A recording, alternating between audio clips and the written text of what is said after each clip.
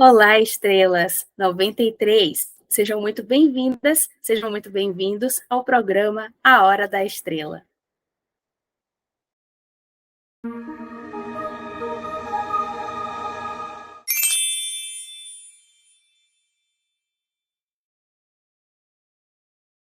Neste segundo programa, A Hora da Estrela, eu tive a imensa felicidade de receber uma pessoa muito querida para mim, a oraculista e sacerdotisa Thaís Camargo, também conhecida como Thaís de Iemanjá. Thaís é professora de tarô há muitos anos, particularmente fui aluna dela e posso atestar a qualidade imensa de seus ensinamentos. Thaís também é sacerdotisa de Umbanda e tem trabalhos relacionados à cartomancia brasileira. Então, no nosso bate-papo de hoje, nós vamos falar sobre tudo isso e os atravessamentos também desses assuntos: oráculo, religião, espiritualidade, limites e possíveis interconexões dos temas. Espero que vocês gostem muito. Foi um bate-papo muito especial. Confira. E não se esqueça de curtir, deixar o seu comentário e se inscrever no canal, caso você ache esse conteúdo interessante. Olá, Thaís, seja muito bem-vinda ao programa A Hora da Estrela.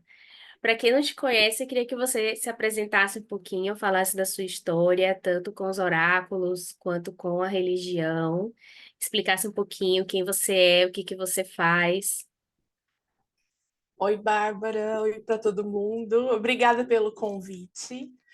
Para quem não me conhece, eu sou Thaís Camargo. Eu trabalho com tarô. Eu sou muito ruim com números, tá, gente? Então, assim, mas vou contar desde o comecinho, né? Eu iniciei minha trajetória com tarô em 2014.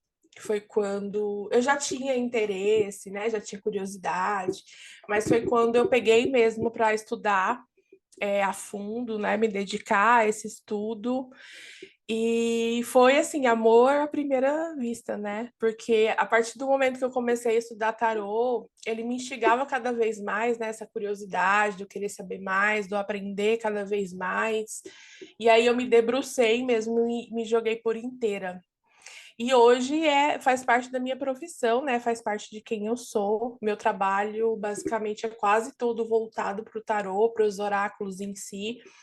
E durante essa trajetória também fui cruzando com outros oráculos, né? Outros baralhos, que também fazem parte do meu trabalho. E com o tempo de prática, de estudo com o tarô, eu sempre fui uma pessoa, e ainda sou, né, que gosto muito de compartilhar, de conversar sobre as coisas que eu gosto, que eu tenho apreço. E foi assim que eu também iniciei minha jornada como professora de tarô, né? Então hoje eu também ensino tarô, sobre outros oráculos também. Adoro, né? Posso até falar que hoje eu acho que eu gosto muito mais de dar aula do que de atender, né? Se eu for pôr numa balancinha, eu acho que o que pesa mais para mim é o dar aula, porque eu realmente adoro, eu amo o que eu faço. Mas eu também, né, hoje, atualmente, eu sou sacerdotisa de Umbanda, que também é o meu trabalho, né? Ser sacerdotisa também é um trabalho. Meu caminho com Umbanda é muito mais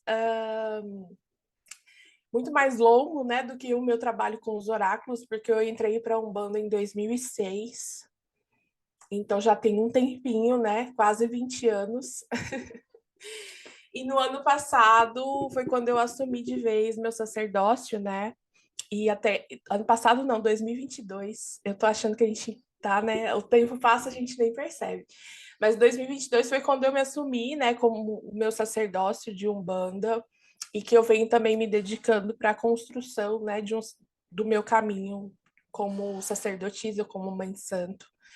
Porque que também é um caminho que exige, né, muito conhecimento, muito estudo, muito cuidado, muita responsabilidade, comprometimento, assim como o trabalho com os oráculos.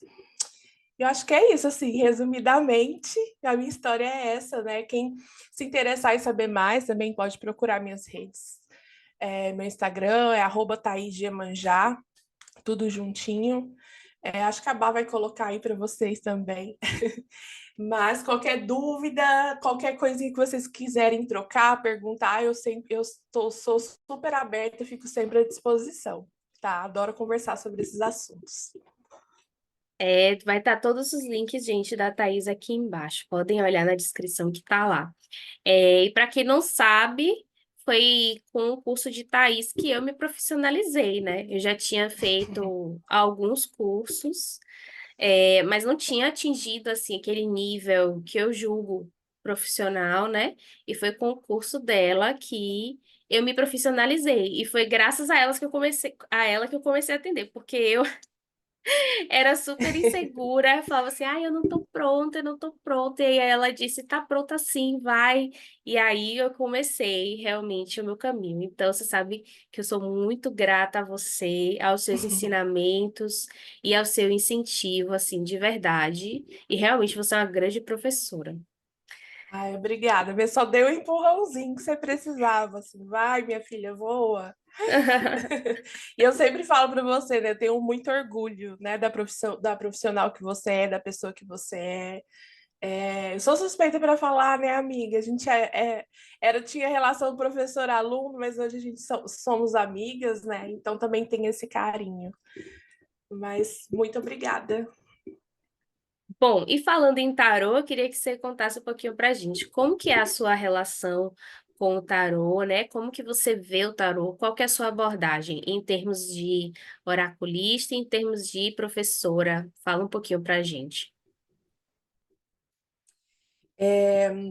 Eu mudei muito, né? Fui mudando muito o meu pensamento a respeito do tarô, assim como os oráculos em si. Eu acho que isso faz parte de qualquer pessoa, né? Que começa a estudar e se aprofundar sobre algo. Eu acho que um sinal, assim, de que a gente está conseguindo evoluir é essa mudança, né? Dos pensamentos, essa elaboração melhor sobre aquilo que, como a gente vê o oráculo, como a gente vê a prática oracular em si, né? Mas tem uma coisa que eu sempre tive essa visão e é o que eu mantenho até hoje, é a questão da relação do oráculo com o estudo propriamente dito. Né? E isso pega muito dentro, tanto da minha prática, quanto também da forma como eu ensino o tarô. Essa necessidade da gente conhecer a fundo essa ferramenta. Porque se a gente fala em oráculos, né, além da visão, né, espiritual do oráculo, porque é sim uma ferramenta espiritual, né, é uma ferramenta oracular, é uma ferramenta de contato com esse mundo, né, que a gente tenta desbravar os mistérios, mas assim, eu digo que eu acho que a gente nunca vai conseguir, né, tirar todos esses véus. Então ele tem sim, né, essa carga misteriosa, né, espiritual, mas eu acho que para a gente conhecer ele a fundo, né, e fazer um melhor uso desse oráculo, a gente precisa sim se debruçar e aprofundar nele, né? E eu falo que até a forma como a gente também demonstra respeito pela própria ferramenta que a gente vai fazer uso, seja pessoal, seja para uso profissional, né? Eu acho que o respeito ele também vem da forma como eu me vinculo, né, a relação que eu crio com esse oráculo, como eu me comprometo com ele, né? Isso também vai ser reflexo de como as pessoas te veem como cartomante ou como oraculista, essa construção, né, desse respeito pela profissão que você exerce ou pela prática que você está exercendo. Então, algo para mim assim que nunca mudou foi essa visão do oráculo como com essa necessidade de estudo, né? E não falo que necessidade de estudo no sentido de tirar, né, esse mistério do oráculo, esse lado espiritual, como eu reforcei no começo, que eu acredito que, mas até para fazer esse uso mais intuitivo, mais espiritual do oráculo, eu acho que quanto mais a gente conhece o oráculo em si, mais seguro, mais seguras, né, e mais livres a gente se sente para fazer o uso dessa intuição, né? Porque a gente tem mais confiança. Porque é igual quando a gente conhece uma pessoa nova, né? Ai, conheci uma pessoa hoje, eu não vou ficar falando da minha vida inteira para ela, porque eu não tenho uma confiança. Mas a partir do momento que a gente vai conhecendo melhor essa pessoa, vai construindo uma relação, um vínculo, a gente também constrói esse laço de confiança, de saber até onde eu posso ir, até onde eu não posso ir. E eu acho que com o oráculo também é dessa forma, né?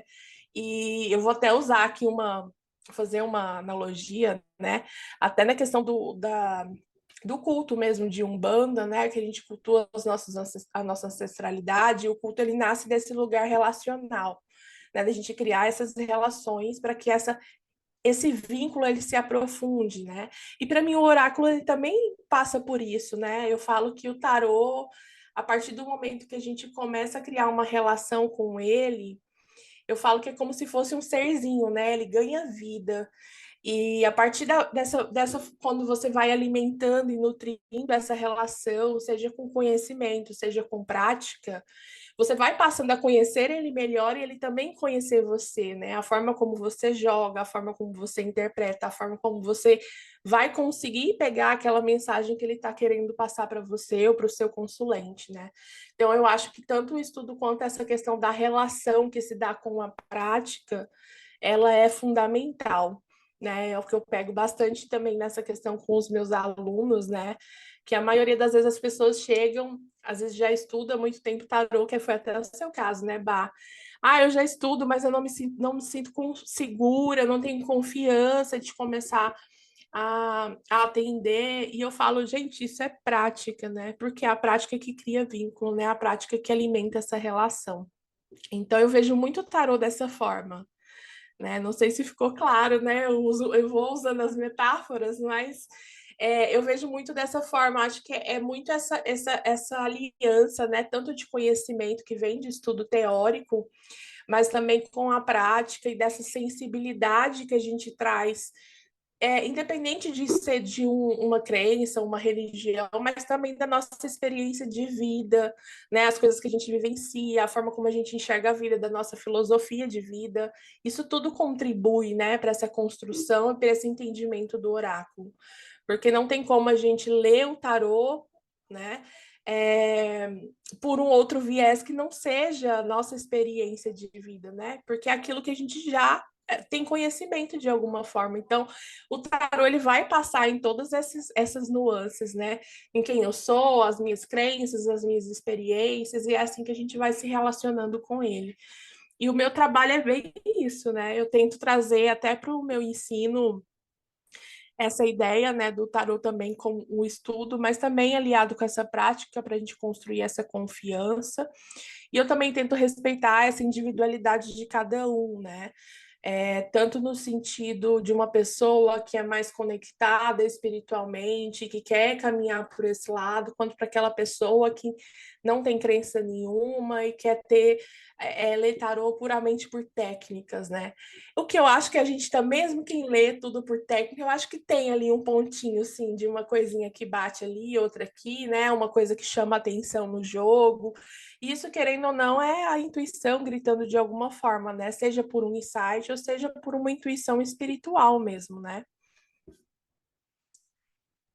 Muito interessante. E assim, uma coisa que você falou, eu acho super importante, que é essa relação entre o estudo e a espiritualidade, né? Eu não sei de onde saiu essa ideia de que o estudo tira o brilho dos mistérios dos oráculos ou dos mistérios espirituais, porque, ao meu ver, é exatamente o contrário, né? Quanto mais a gente estuda, mais fascinante aquilo parece, porque apesar da gente adquirir um certo domínio, a gente vai percebendo o quanto os mistérios, na verdade, são muito maiores do que a gente imaginou antes, né?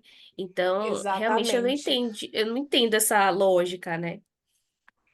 E é aquela questão, né? Quanto mais repertório a gente tem, eu acho que fica muito mais fácil dessa intuição ela atuar, mesmo que seja dessa forma espiritual, né? Porque não adianta a minha intuição soprar algo para mim que eu não tenho repertório, que eu não tenho conhecimento, que eu não consiga acessar de alguma forma, né? Então, eu tenho muito essa percepção de quanto mais a gente tem mais conhecimento, mais bagagem, mais fácil fica esse acesso até essa conexão espiritual para a gente olhar ali, bater o olho e falar, nossa, é isso aqui que eu estou sentindo, porque consigo identificar aqui também, né? As coisas não fazem sentido e se encaixam, e aí a gente tem aquele, né, boom assim na cabeça. É isso. Ah, eu concordo horrores. Bom, e aí a gente falou de tarô, mas você não mexe apenas com tarô, né? Você é, de fato, uma cartomante, assim, de mão cheia, né? Que além do tarô, existem outros oráculos que você também ensina e que você usa nas suas leituras. E a maioria desses oráculos a gente pode colocar dentro do que hoje em dia a gente está chamando de cartomancia brasileira, né? Que é um termo relativamente novo nas redes. Eu até um tempo atrás não via ninguém falando sobre isso, mas nos Uhum. últimos meses vem surgindo essa nomenclatura, né? E é muito importante, eu acho, a gente falar, para começar, né, o que é a cartomancia brasileira, que baralhos são esses e por que que eles não são tarôs, né? Porque muitas vezes a gente vê tarô da Mulambo, tarô cigano, tarô sei o quê. Só que esses baralhos não são tarôs, né? E isso não diminui nem aumenta eles, né? É, são apenas coisas Exatamente. diferentes.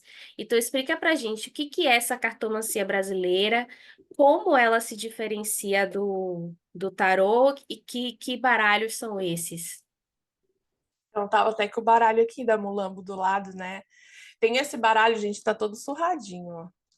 É... Sinal que uso muito, né? Tem aqui esse baralho da Dona Maria Mulambo. Esse aqui especificamente, né, que eu tô em mãos, ele é um baralho da Sônia Boechat Salema, que tem outros diversos outros oráculos, né, que se encaixam dentro da cartomancia brasileira, e já vou explicar sobre. Então, a gente também vai ter os baralhos da Liane Artman, que também tem esses baralhos de esquerda, né? Mas eu acho que essa cartomancia brasileira ela é recente, é realmente muito recente, né? Eu acho que esse termo surgiu justamente dessa necessidade da gente encaixar esses baralhos em alguma caixinha, né? Porque esses baralhos eles foram surgindo, né, por autoras, por autores, e especificamente falando da Sônia Boechat, né, Salema, os baralhos dela sempre são um trabalho orientado, né? Porque ela também tem essa ancestralidade que acompanha ela, então essa ancestralidade ela intui, né? Orienta a construção desses baralhos, dessa simbologia. E esse termo cartomancia brasileira, ele surge justamente para colocar esses baralhos de entidades, né? O que eu mais vejo sendo colocado assim. Acho que eu nunca vi nenhum outro, né, oráculo sendo colocado como cartomancia brasileira. Por quê? Porque é um oráculo que surge mesmo, é inteiramente pensado, né, dentro da cultura ou das religiões ou dos cultos brasileiros, né? E aí, especificamente desses baralhos de entidades, né, nascem dessas entidades que manifestam na Umbanda, né, as pombogiras, os pretos velhos, né, a Sibila da Estrada, por exemplo, da Sônia, né, que tem essa carga também dos pretos velhos. Por quê? Porque são religiões, apesar de terem bases, né, raízes, afros, são religiões diaspóricas, né, daqui do Brasil. Então, são religiões afro-brasileiras, né, que nascem dentro desse contexto. Então, acho que por isso esse termo cartomancia brasileira. Eu particularmente, estou achando esse boom desses baralhos maravilhoso, né, porque eu acho que a gente tem um déficit, né, de criação, principalmente oracular, que seja puramente brasileira, e principalmente esse déficit no sentido da gente também dar valor para essas criações, né? Porque são criações que conversam diretamente com a cultura, né, brasileira, do nosso povo brasileiro, da nossa terra, da nossa ancestralidade. Eu particularmente amo os baralhos, né? Eu tenho baralho aqui da Eliane Artman, tenho esse baralho da Sônia Boechat, e eu amo, eu utilizo muito. Como vocês viram, o meu tá todo surradinho, né? É... E eu acho muito bacana esse trabalho da Sônia, sabe? Eu acho ela uma mulher incrível, uma pessoa incrível, uma profissional incrível, os baralhos dela incrivelmente iguais, né? Quem não conhece, eu indico vocês a procurarem, a conhecerem, porque são oráculos maravilhosos, tá? E você tinha me perguntado alguma outra coisa, amiga, né? Na sua pergunta eu E esqueci. por que que não são tarôs, né? Quais que são as Isso. particularidades? Então, primeiro você já falou uma, que são baralhos normalmente dedicados às entidades, aos ancestrais, né? E por que que não é tarô? Então, quando a gente fala de tarô, tarô, ele é um oráculo europeu, né? E que ele nasce, e que ele surge, não surge quando aparece, ele não aparece com uma estrutura fixa, mas ela vai sendo criada ao longo do tempo. Então a gente vai ter essa estrutura de arcanos maiores e menores, né? 22 maiores, 56 menores, que é o total das 78 cartas, né? E para ser tarô, a gente precisa ter essa estrutura fixa, né? Não é porque é um oráculo de cartas que ele vai ser tarô. Eu acredito que às vezes eu não vou falar baguncinha, né? Mas essa dificuldade, às vezes, de a gente ter certeza do que é tarô, porque eu acho que no meio comercial, né, as editoras utilizam muito o nome do tarô, porque vende mais, né? É, não tem outro motivo, é só esse, é porque vende, né? Melhor.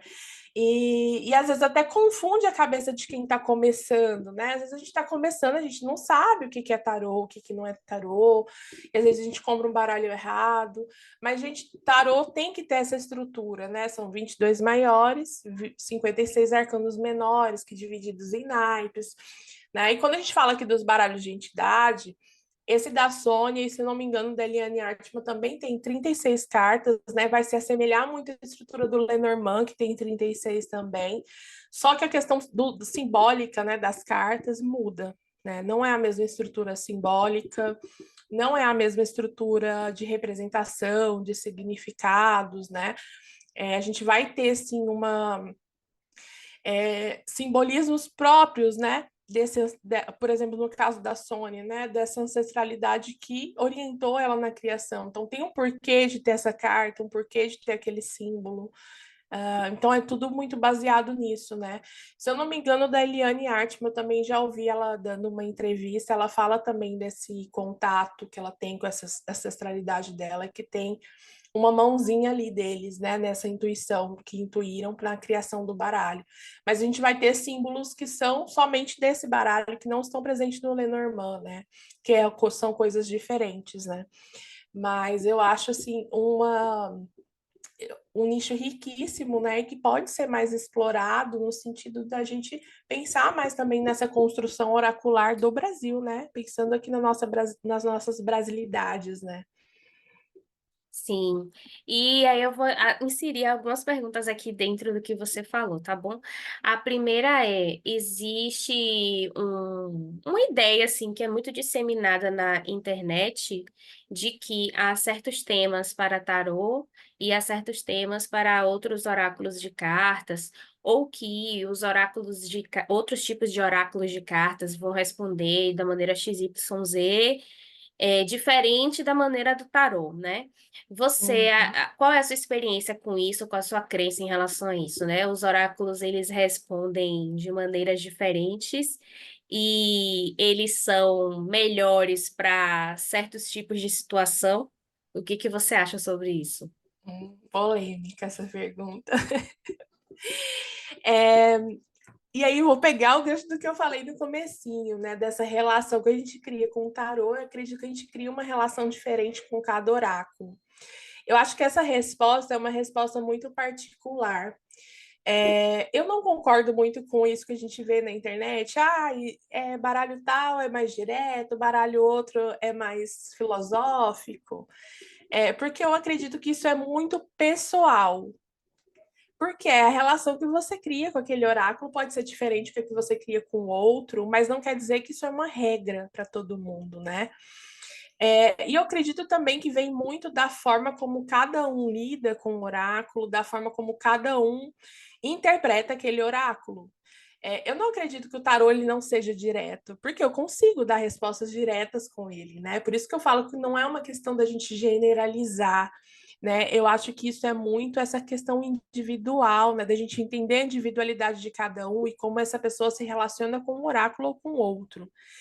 Eu, por exemplo, né, tenho algumas questões que eu gosto de tirar com outro oráculo, mas não porque o tarô não fala daquilo, mas é porque eu sinto mais afinidade com outro oráculo para responder sobre aquele tema, né? Mas é uma coisa que eu sinto, né? Não é uma regra para todo mundo. Então, eu acho que a gente precisa começar a se preocupar menos com essa questão de e como que eu tenho que fazer, qual oráculo eu tenho que utilizar e buscar isso em fontes de fora, externas, né? E se preocupar um pouco mais de entender como você lida com esse oráculo, sabe, dentro da sua prática. E eu acho que é ter esse feeling, né? E que também não deixa de ser uma intuição, né? O oráculo também conversando com você, né? Olha, eu gosto mais disso daqui, né? E você ouvir os seus oráculos também.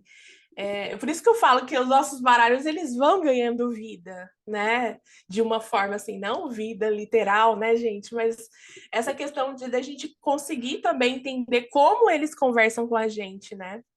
E é muito feeling isso. Tem baralhos que eu gosto para responder sobre questões espirituais, outros eu não tenho tanta afinidade, mas é igual eu falei, não porque eles não respondam, né? Mas que eu sinto, né, que com aquele outro eu consigo ir além, sabe? Um É pouquinho sobre a mais além. gente, não é sobre o oráculo, Sim, né? exatamente.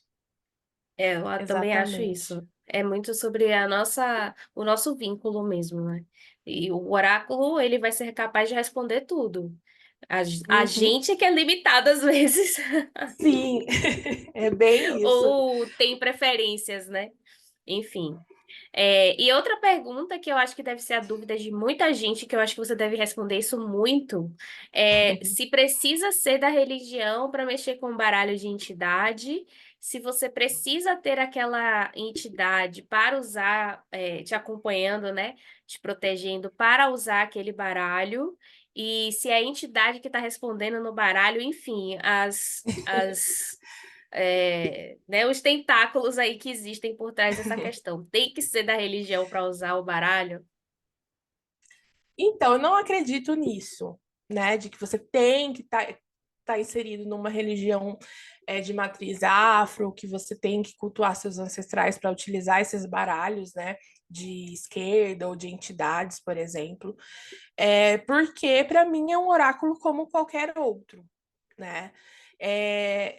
A Sônia mesmo diz no livro dela, né, que Mulambo quis que ela criasse um oráculo para que outras pessoas também acessassem, né, esses saberes dela por meio das cartas e que não necessariamente ela estaria respondendo aquilo, né? A gente acessa por meio das representações das cartas, por meio dos símbolos que estão ali. Então, eu não acredito nisso, né? Eu também dou aula, né, desse baralho da Sônia, da Maria Mulambo. E qualquer pessoa pode aprender, pode fazer uso do oráculo.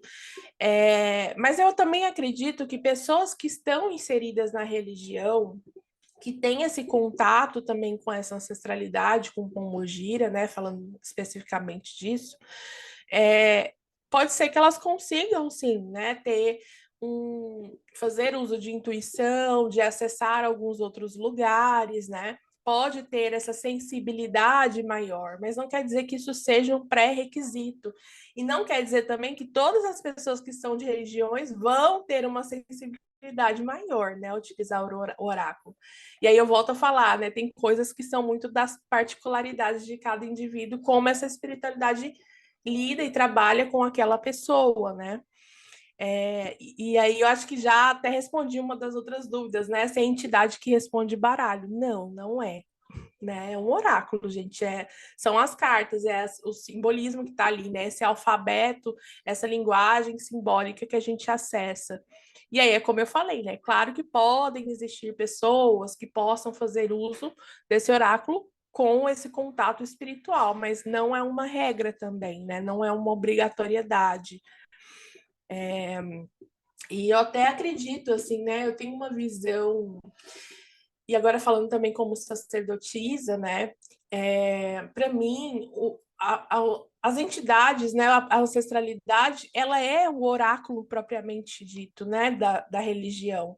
Então, quando a gente precisa acessar um oráculo dentro do espaço religioso, a gente vai até esses ancestrais, vai até essas entidades, né?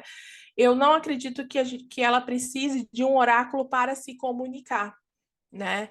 Até quando a pessoa não está sobre o transe, né, de incorporação, a gente consegue se comunicar com essa ancestralidade, né, de outras formas. Então, assim, não acredito que ela precise de um oráculo para falar por ela, porque é como se a gente estivesse usando pegar um tarô, jogar com um tarô e jogar com o Lenormand para saber o Lenormand falar o que o tarô está dizendo, né? É um oráculo respondendo por outro oráculo. Então, eu não vejo a necessidade disso, né? Para mim, não faz muito sentido a gente pensar dessa forma. Mas, igual eu falei, dentro da minha visão, dentro da minha experiência, né? Pode ser que existem pessoas que utilizam dessa forma, mas não é um caminho que eu sigo. E ainda seguindo para encerrar assim, esse assunto, sobre a questão, por exemplo, de consagração, né? Eu acredito, e você também, que o tarô, por exemplo, ele não precisa ser consagrado. A pessoa pode Uhum. consagrar, né? Por exemplo, o meu hoje é consagrado, mas não é uma necessidade você consagrar. Eu usei durante muito tempo o meu tarô, principalmente quando ainda não era o Tote, que eu usava uma Célia para atender, e eu usava ele sem nenhum tipo de consagração, enfim, só normal, saiu da caixa, tá pronto para ler. Mas em relação aos baralhos de entidade, a essa cartomancia brasileira, é necessário, não é? Também é opcional, como é que funciona?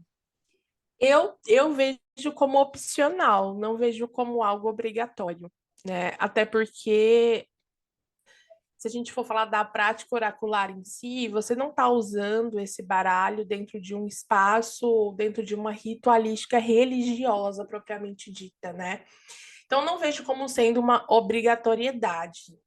É claro que sempre existem as regras e as exceções, né?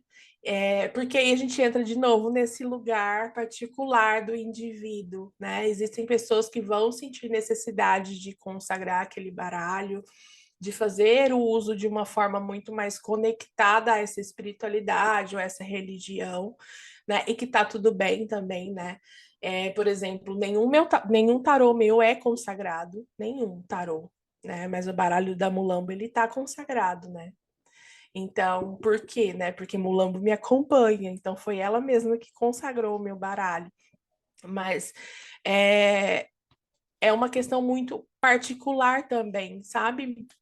E é muito o que eu falo também hoje, às vezes a gente, nessa ânsia, né, de quando a gente começa a praticar ou estudar tarô, a gente sempre vai para a internet buscar sobre as coisas, né? E aí a gente vê internet, livro também, né, ritual de consagração, que tá lá a receitinha, o passo a passo, né? O DIY, né? Faça você mesmo, vai lá. E aí eu falo, até essa questão da consagração, eu acredito, eu tenho essa visão para mim, que também é algo muito particular. Porque não adianta eu repetir, né, refazer ali, seguir o passo a passo de um ritual, no qual eu não me conecte, no qual para mim não faz sentido, no qual tem elementos que eu não conheço, que não fazem parte das minhas práticas, das minhas crenças, da minha vivência espiritual. Então aquilo se torna um ritual que é vazio, né? Então aquilo não alimenta nem a você e nem seu oráculo de nenhuma forma, né? Não cria esse vínculo, não torna aquilo sagrado para ti. Porque às vezes a forma de você tornar algo sagrado é diferente do que aquela pessoa que estipulou aquele ritual. Então, eu até falo, né, para quem gosta de consagrar os baralhos, quem vê essa necessidade, sente essa necessidade, entender que eu, para mim, consagração é um dos rituais mais íntimos que existem. Porque só você sabe o que para você é sagrado, sabe? Porque consagração é o ato de tornar aquilo sagrado de alguma forma. Então não adianta, por exemplo, ele no ritual vou pôr uma taça com água, um incenso. Para mim isso não vai fazer sentido. Eu não uso taça com água, eu não uso incenso aqui na minha mesa de jogo ou nas minhas outras práticas, né? Um exemplo. Então aquilo para mim se torna vago, né? Então acho que esse ritual de consagração também tem que ser algo pensado dentro das suas particularidades, das suas crenças, né? Às vezes é só o ato de você, comprei um tarô novo, tirei da caixinha, segurei ele com as mãos, conversei com o oráculo, né? Isso já é um ato de consagração, né? Dependendo de como você enxerga isso. Então, eu vejo muito assim, não acho que seja obrigatório, não. E eu acho que também tem que ser muito pensado na sua própria individualidade, sabe? Esse ritual. Com a sua. Feito assim, né? Com essa intimidade mesmo, né? E eu acho que também tem a questão que você falou do contexto espiritual, para mim faz muito sentido. Porque, por exemplo, quando eu vou atender um consulente, eu arrumo minha mesa e pronto, né? Mas a minha toalha é uma toalha de Babylon hoje em dia, né? Mas, por exemplo, quando eu vou atender alguém para fazer o jogo de Babylon, que foi um jogo que eu criei, né? É diferente. Então, quando eu vou atender alguém com o jogo de Babylon, eu vou fazer uma oração no baralho, eu vou trazer outros elementos ritualísticos, eu vou promulgar a lei de Telema antes de começar, e na hora de encerrar a mesma coisa, como uma ritualística mesmo. Então, a partir daquele momento, esse uso do baralho, ele deixa de ser só papel, né?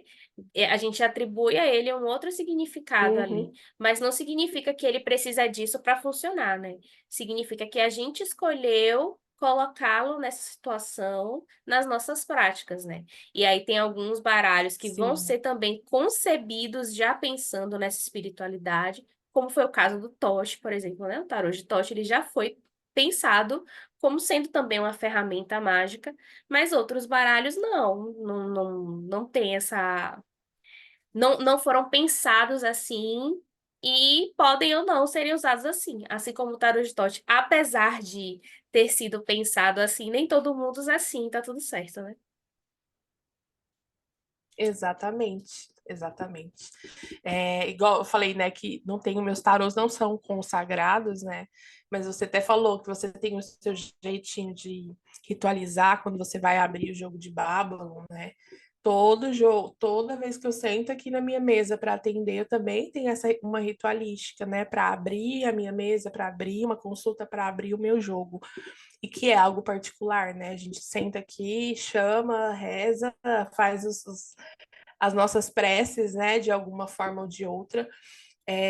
Mas é igual você falou, não quer dizer que o baralho precise disso, mas é a gente que está evocando, né, forças que a gente precisa que estejam do nosso lado, né, nesse momento. É, mas, de novo, não é sobre o baralho, é sobre a gente. Sim. Bom, Thaís, você também é sacerdotisa de Umbanda, né? Que eu acho até interessante, inclusive, não tinha pensado nisso antes, pensei nisso agora. Você explicar pra gente, antes da gente entrar na próxima pergunta, por que que na Umbanda se chama sacerdotisa, mãe de santo, Iá, enfim, explica um pouco pra gente. Eu sempre tive essa curiosidade, mas eu não tinha lembrado de fazer essa pergunta, lembrei agora. Eu particularmente, eu uso muito o termo sacerdotisa, ou chamo de Iá também, né? Outras sacerdotisas, de babas, sacerdotes, porque eu, particularmente, né, eu tenho não é, chega a ser uma ressalva, mas assim, eu procuro evitar um pouco falar pai e mãe de santo, né? Porque acho que essa nomenclatura ela vem muito dessa questão do sincretismo, né, religioso que ligou orixá a santo católico, né? E então assim, eu não uso tanto, sabe? Pai ou mãe de santo não quer dizer que não faça parte do meu vocabulário, faz parte do meu vocabulário, né?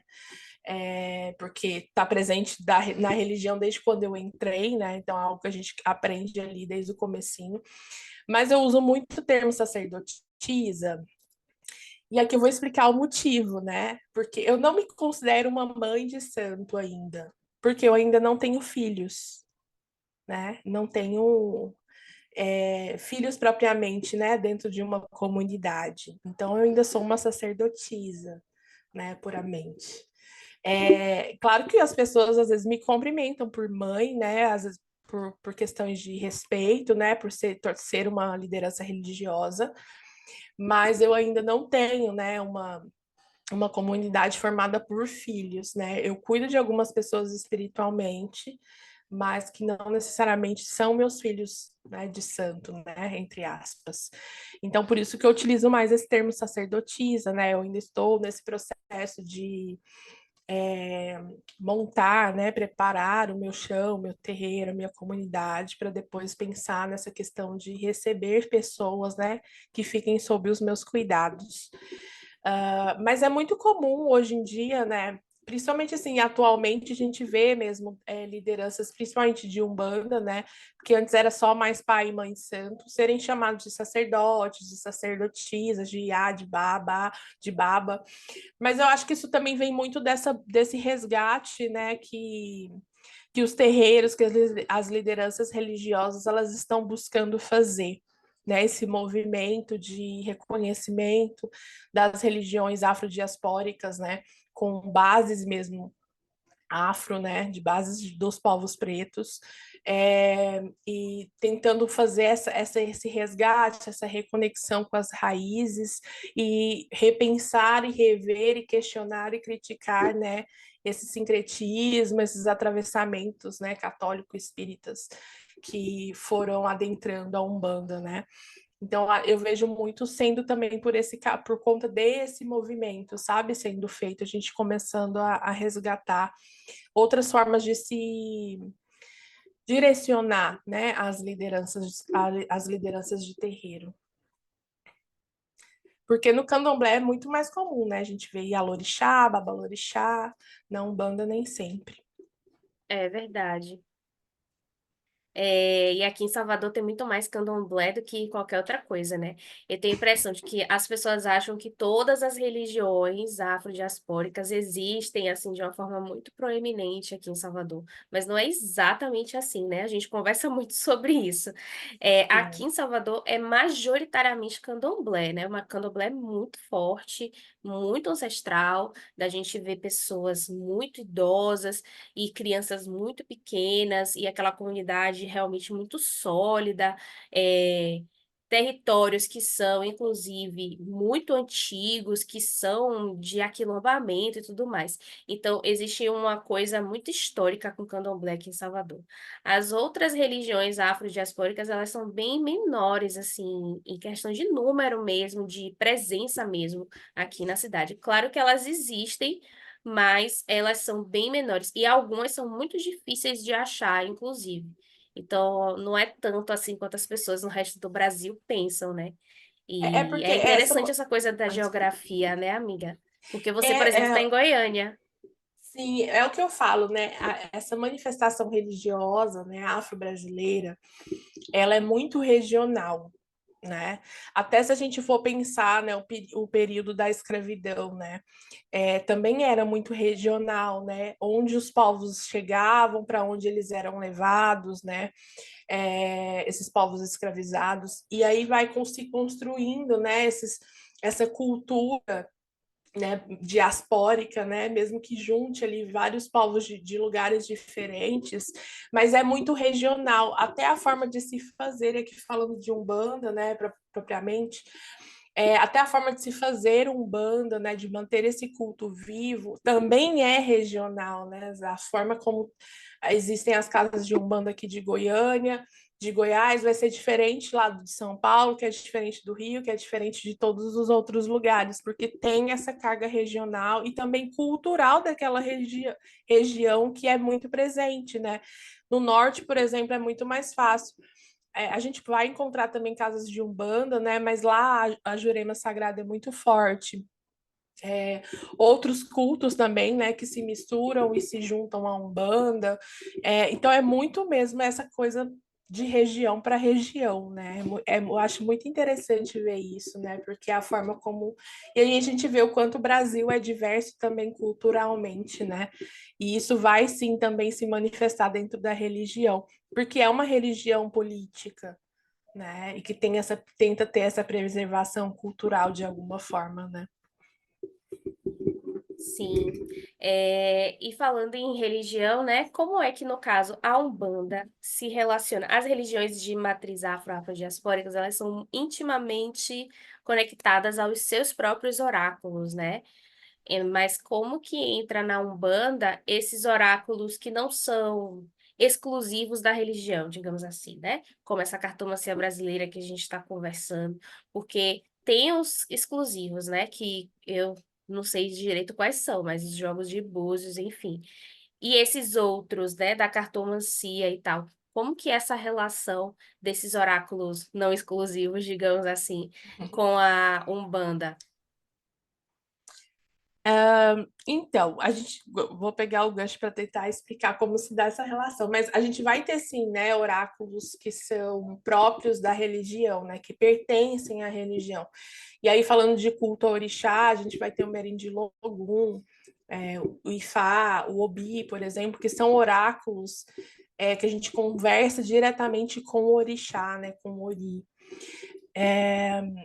Que é algo que nenhum outro oráculo alcança, né? Um jogo de cartas não vai alcançar, não vai conseguir se comunicar com o orixá ou com o seu ori. Da mesma forma, na Umbanda, a gente vai ter o oráculo, que é o próprio ancestral, né? Como eu falei mais cedo, as entidades, eles são oráculos, né? Dentro do terreiro, dentro do culto, dentro da religião. A gente precisa recorrer, receber ao direcionamento, saber das coisas, né? Até também em terreiros que não tem um jogo de búzios para falar sobre o ori, né? Sobre o orixá, a gente sempre recorre ao ancestral, né? Porque a gente entende que aquilo que é da religião só é acessado pela religião, né? Essa questão da cultura da religião, e até falando de orixá, jogo de búzios, isso é o que está presente ali, né, nos itãs, né? A forma como a gente consegue acessar. Agora, falando de oráculos de carta, é muito comum a gente ver sacerdotes, sacerdotisas, né, que também utilizam oráculos de cartas para atender seus clientes. E eu acredito que a gente até consiga relacionar algumas coisas com religião, né, com a Umbanda, mas dentro das suas limitações, né? Como eu disse, o oráculo de cartas ele nunca vai falar sobre o orixá de alguém, sobre a ancestralidade de alguém, né? Não vai revelar sobre essa ancestralidade. Mas a gente consegue também utilizar dentro de um viés espiritual, no sentido de ver o que precisa, pode ser feito, ver como que tá, o que está acontecendo na vida dessa pessoa, espiritualmente falando. Para mim, eu acho que vai cumprir a mesma função, assim, né, mais ou menos, entre aspas, do que cumpre sem estar dentro de um lugar religioso, né? Que é justamente essa coisa do buscar aquilo que a gente não consegue ver a olhos, né? Pelos nossos olhos mesmo, né? Buscar aquilo que está nas entrelinhas, que está entre os véus, né? E pode ser que a gente consiga ver também sobre o espiritual, igual eu falei, se tem recomendação de fazer alguma coisa, o que pode ser feito, como pode ser feito, né? Dependendo de como aquela pessoa acessa isso, né? E trabalha com esse oráculo. Mas existem essas restrições, né? E para mim, e era até algo que eu estava conversando hoje num grupo com alguém perguntou, a gente estava falando sobre isso. Mas eu respeito bastante essas limitações, né? Porque eu acho que uma coisa é uma coisa, outra coisa é outra, né? Mesmo quando a gente fale de cartomancia brasileira, de baralho de entidade, tem coisas que a gente não consegue acessar só pelo oráculo, né? Que a gente precisa ter esse contato mesmo, ou com ancestralidade, ou com um oráculo que pertence à religião de fato, né? E aí, eu tenho uma ideia que eu não sei se você vai concordar, eu queria que você comentasse. Mas, por exemplo, eu acho que o oráculo ele pode ser uma porta de entrada para pessoas de fora começarem a aprender, como você falou, a linguagem daquele ancestral ou a simbologia daquele ancestral, né? Faz sentido isso que eu penso? Faz sentido, né? Assim como eu também, até a questão do búzios mesmo, às vezes a pessoa nunca teve contato com religião, mas quer jogar búzios, né, para ver o que os búzios têm a dizer. E também é esse primeiro contato, né, que às vezes que traz essas orientações, que faz, assim, às vezes planta sementinhas, né, para que a gente se aprofunde, para que a gente se aproxime. Eu acho que o oráculo, ele também, o jogo de cartas, né, o oráculo de cartas, ele também pode ter plantar essas sementinhas de você ter o primeiro contato, né? E às vezes aquilo desperte em você uma vontade, uma necessidade de cultuar, de se aproximar melhor, né, dessa ancestralidade ou dessa religião em si. Eu acho que pode ser sim, eu concordo nesse quesito de ser uma porta de entrada. Mas É é claro que a importante gente. depois Sim, e aí respeitar as como é que eu posso dizer? limitações, né? E respeitar também o fazer daquela religião, né? Então, se você, ai, Sim. me interessei, ai, achei isso aqui incrível, quero me aprofundar, é importante que você entenda que a cartomancia vai parar ali, né? De certa forma, e que você vai precisar obedecer certas regras que existem daquele culto, né? Sim, e até nesse sentido de conhecer um pouco mais dessa entidade, né? No caso do baralho da Mulambo, a gente também entende que isso também tem certas limitações, né? Não quer dizer que esse baralho que a Sônia criou, que é para a Dona Maria Mulambo, ela represente todas as mulambos que se manifestam dentro do culto ancestral, né? Porque, assim como eu falei muito aqui, né? A gente falou muito de individualidade, fala muito mais da gente do que do oráculo em si. A gente também precisa ver, né, nossa ancestralidade como uma ancestralidade que também é individual, que é independente, que tem as suas particularidades, as suas personalidades, né? Não quer dizer que eu trabalho com mulambo, a Sônia trabalha com mulambo, que elas são da mesma forma, que elas falam do mesmo jeito, que elas têm os mesmos gostos, que possuem a mesma personalidade. Porque não, são espíritos distintos, né? Mesmo trabalhando sobre o mesmo nome. É, então também tem essas particularidades, né? Que a gente só vai conhecer mesmo essa ancestralidade pela relação, né? Pela forma adentrando um terreiro, se relacionando com essa ancestralidade para você aprender e descobrir aos poucos, né, quem ela é, como ela é e por aí vai. E sobre o tarô em relação à religiosidade, existe uma relação? É possível existir uma relação? Como que é para você? Não necessariamente a Umbanda, mas talvez uma religiosidade em geral. Olha, eu acredito que seja possível, sim, né? Eu acho que todo oráculo ele é passivo, né, de associações, de analogias dentro daquilo que a gente pratica ou das crenças que a gente tem na nossa vida, né? Mesmo o tarô ele tendo muito essa questão cultural, histórica, social da Europa, né? Eu acredito que se a gente conhece bem esse oráculo, conhece bem aquilo que eu pratico, aquilo que eu cultuo, a gente consegue traçar, fazer algumas associações que podem, sim, né, agregar na minha leitura para dentro de um viés religioso, né? Mas aí é claro que eu sempre falo, né? Mas possui suas limitações, né? Como qualquer outra coisa, eu acredito, né? Acho que nada substitui mesmo o vivenciar, né? Essa vivência religiosa, essa vivência espiritual. É, Mas sim, pode ser passível de uso, sim, né? E eu acredito que pode também ajudar, né? Até na forma como a gente lida com as nossas práticas espirituais, no sentido de buscar orientação, de ver como que tá indo as coisas, de ter esse panorama, né? De saber se está no caminho certo, o que que pode ser feito, o que que pode ser melhorado. Ter essa ferramenta em mãos como esse auxílio mesmo, né, de orientação, de direcionamento, né, espiritual e religioso. É isso. Ficou E aí, claro, pra amiga? gente. Ficou. E aí, pra gente encerrar, é o seguinte: o nome do programa é A Hora da Estrela, porque eu convido pessoas que eu vejo essa estrela, né? E eu vejo muito essa estrela em você. Eu acho que você se encontrou realmente no seu caminho de sacerdócio, é muito bonito de ver. E aí, a última coisa é o conselho, né? Para quem está buscando a sua estrela, que eu acho que você vai num caminho muito diferente do meu, mas que no fim é um pouco parecido, né? Pelo que a gente conversa. Qual palavra você teria, né, enquanto sacerdotisa, enquanto professora, para as pessoas que estão buscando também a sua estrela? Aqui vou citar uma conversa que eu tive hoje com uma outra IA, né? A Mariana, lá da casa de Emonjá, que a gente estava conversando, batendo papo hoje sobre, inclusive, o sacerdócio, né?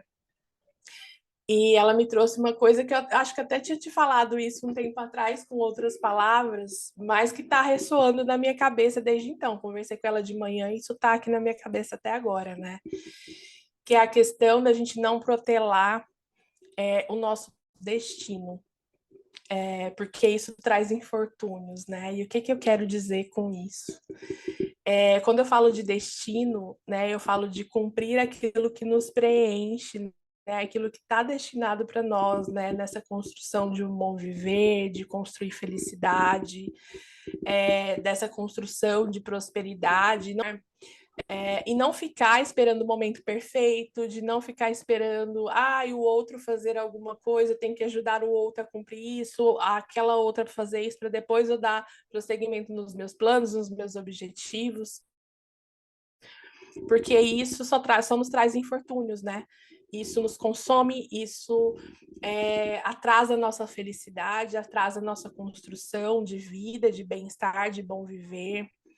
Então, acho que é muito isso, né? De não ficar protelando, né, a sua própria felicidade e nem ficar protelando em prol da felicidade do outro. Porque isso é contra-axé, né, gente? A gente está tirando da gente para dar para o outro, né?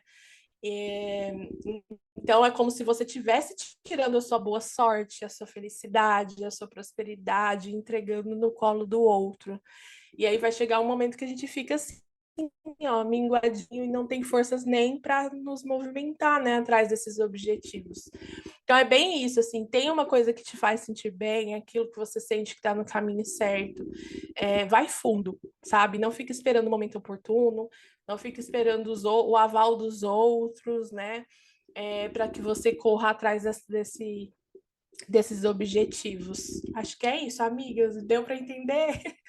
Eu tô com isso na cabeça desde cedo, tô pensando muito a respeito disso. Isso vai ficar na Aí a minha Mari cabeça me agora falou também. isso e eu fiquei Nossa, eu achei pensando muito nisso. forte a frase, como que é? Não protele seu destino, pois isso traz infortúnios, é isso? Uhum. Porque Vai a gente ficar na estava minha falando cabeça. justamente do sacerdócio, né? E eu falei para ela que eu assumi esse sacerdócio, né, em 2022, mas eu fiquei muito tempo, né? Você sabe, né? Fiquei muito tempo relutando com isso, falando, não quero agora, eu não estou pronta, não quero assumir essa responsabilidade. E aí eu conversando com ela sobre isso, hoje ela falou, né? Falou, não protele o seu destino, né? Por que a gente falou de destino? Porque isso caiu nos búzios para mim, né? A ancestralidade já tinha me falado que eu tenho caminho de sacerdócio. Então é muito isso, ela não protele o seu destino, né? Porque isso te traz infortúnios. E é muito isso, né? Quando a gente faz o que a gente veio para fazer, aquilo que nos preenche, por mais às vezes exaustivo, cansativo, por mais que aquilo nos exija de alguma forma, aquilo nos preenche de felicidade, aquilo nos dá caminho, né? Para a gente construir, para a gente crescer, para a gente ir mais longe. E é muito isso. E isso é verdadeira vontade, gente, só que na linguagem do axé. E É o é que a muito gente doido, né, conversou, amiga? né, amiga? A gente conversa e várias vezes, ou Thaís fala algum conceito, ou eu falo algum conceito que a gente fala, nossa, mas isso parece tal coisa. E a gente vai fazendo essas interseções, né? Porque no fim, eu acho que a grande função da espiritualidade na nossa vida é essa, né? Não é levar a gente a um lugar impossível, exterior, enfim. Na verdade, é o contrário, é trazer a gente o mais perto de quem a gente é de verdade e emanando o Exatamente. máximo possível dessa energia boa, né? Porque quanto mais feliz você tá, quanto melhor você tá consigo mesmo, mais luz você emana e ilumina outras pessoas, né? Porque o ponto de você ser luz, né? Você ser estrela, não é você cegar as outras pessoas com seu brilho, é você ser capaz de iluminar pessoas que estão na escuridão para que elas também se iluminem de alguma forma com o seu auxílio, né? Eu acredito muito nisso. Eu também. Eu acho que a espiritualidade, ela está muito além dessa visão até um pouco romantizada, né, de evolução espiritual, né? Porque assim, eu acho que esse conceito de evolução espiritual, eu acho muito elitista, que às vezes é até distante da gente, né? Porque o que que isso contribui para a minha vida? Porque se a gente está aqui hoje, a gente está buscando dignidade, né? E aí, quando eu falo viver com prosperidade, é bem isso, é viver com dignidade. né? Com dignidade de viver bem, né? Ter felicidade, ter bem-estar, tudo isso. Não só questão de dinheiro, mas dinheiro também, porque dinheiro traz dignidade de alguma forma, né? E eu acho que a espiritualidade é muito mais simples, entre aspas, né? Do que essa busca por uma evolução espiritual que muitas vezes é assim inalcançada por um monte de pessoas, porque a gente está falando de pessoas que precisam trabalhar 12 horas por dia, 8 horas por dia, que não tem tempo de sentar, de estudar, dessa busca de uma espiritualidade muito intelectualizada, sabe?